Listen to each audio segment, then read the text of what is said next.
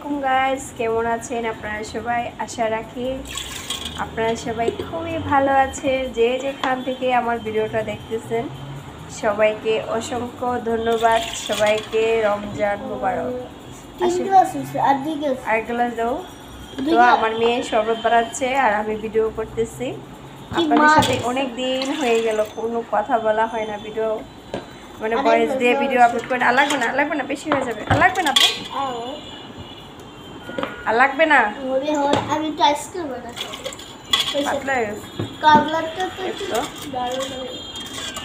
একটু আইসক্রিম বানাবে, তার জন্য একটু বেশি করে দিয়ে দিয়েছে। দেখতেই পাচ্ছেন লাল রুয়াবজার শরবত। নিশ্চয়ই আপনারা এখন রমজান মাসে রুয়াবজার শরবত খাচ্ছেন তাদের রোজা রাখার পর। আসুন এখানে দেখাই মুড়ি ভর্তার জন্য আমরা কী কী দিয়ে মুড়ি ভর্তাটা খাওয়া হয় বাসায়। এর তো দেখতেই পাচ্ছেন, সাথে আছে জিলাপি, থাকছে ছোলা, থাকছে গুন্নি, থাকছে মুসুরি, থাকছে ধনেপাতা, পুদিনা পাতা, টমেটো, কাঁচামরিচ, লেবু, শসা, তারপরে পেঁয়াজ। তো দেখতেই পাচ্ছেন এই যে উপকরণগুলো মুড়ি ভর্তার জন্য। এইভাবে উপকরণগুলো আমরা বানিয়ে খেয়ে থাকি। সাথে একটা হালিম দিবে। তারপরে দেখতেই পাচ্ছেন এখানে আছে খেজুর। খেজুর মনে হয় সবাই খেজুর দিয়ে ইফতারটা শুরু করে প্রথমেই। একটু এই খেজুরটা খেতে আমাদের কাছে ভালো লাগে। চাইলে আপনারা এই রমজানে এই খেজুরটা খেতে পারেন। খেজুরটা খেতে মানে আমাদের কাছে ভালো লাগে। একজনের বাসায় ইফতার আয়োজন বা আপনারা ইফতার করে থাকেন।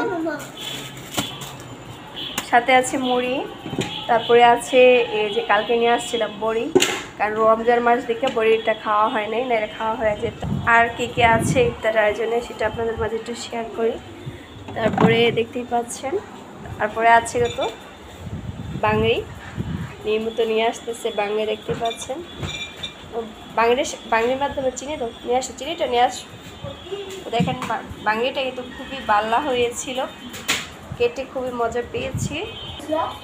এই যে আর কি নিয়ে আসছে সেটা শেয়ার করি আপনাদের মাঝে। তো নিয়ে আসছে তরমুজ। তরমুজ নিয়ে আসছে। তরমুজটা কিন্তু খুবই লাল হয়েছে। তো চিনিটা দিয়ে দাও। কি করে দেখছেন, ও পুরোটাই বেবি ডালা দিতেছে। চামচ নিয়ে আসো, সেটা আমি দিচ্ছি।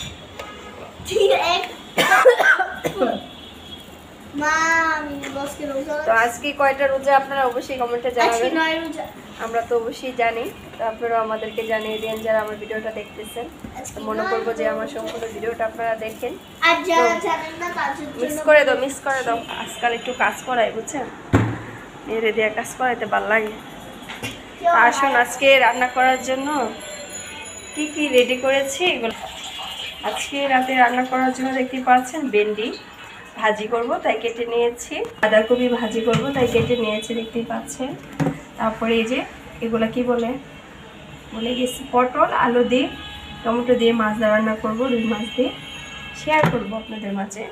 ধনিয়া পাতা কেটে রাখছি। এগুলা আপনারা চিনতে পারছেন, এই তো দেখতে পাচ্ছেন। এগুলা দিয়ে ডাউল দিয়ে রান্না করবো। সাজনা সারাদিন রোজা রাখার পর সাজনা ডাউল দিয়ে ভাত খেতে খুবই ভালো লাগে। আচ্ছা, তুমি কি বলতে চাইছিলে বলো? মেয়ের জন্য মেয়ে স্টারভাবে উঠিয়ে রেখেছে, এগুলাকে সে খাবে। ওই দেখেন আমার মেয়ের প্রথমটা কোথায় পড়ে আছে।